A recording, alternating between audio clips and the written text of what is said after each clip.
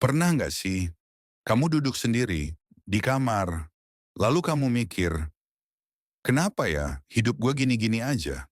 Bukan karena kamu nggak bersyukur, tapi karena kamu ngerasa ada sesuatu yang hilang.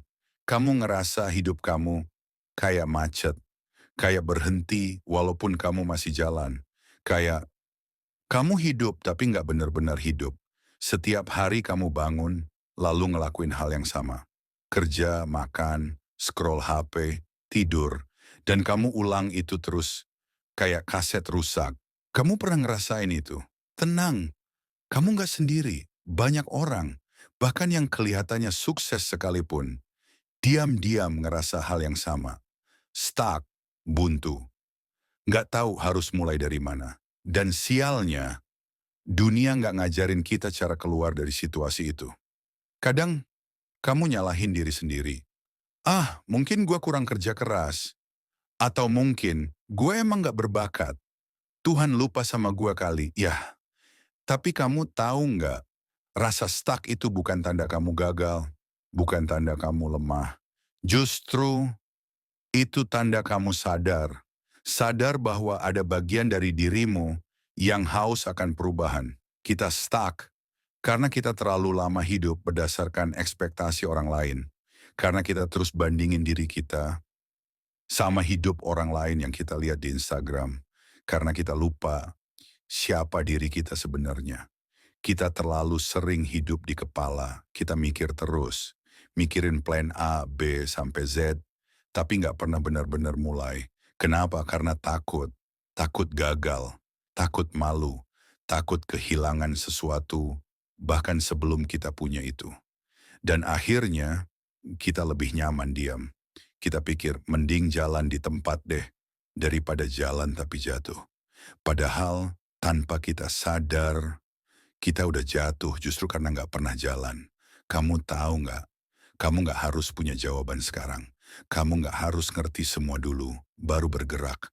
Kadang kamu cuma butuh mulai. Mulai dari hal paling kecil. Sesimpel, bangun 15 menit lebih pagi. Tulis satu kalimat tentang apa yang kamu rasain. Matikan HP 30 menit sebelum tidur.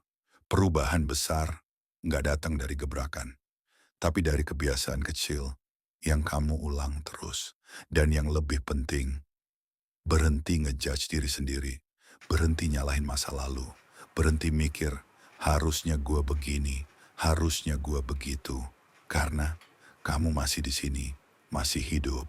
Dan itu artinya kamu masih bisa mengubah semuanya. Kamu nggak stuck karena kamu gagal. Kamu stuck karena kamu sedang dalam proses transisi. Proses mengenal diri sendiri lebih dalam. Dan itu bukan hal yang harus kamu takuti. Itu hal yang harus kamu rayakan.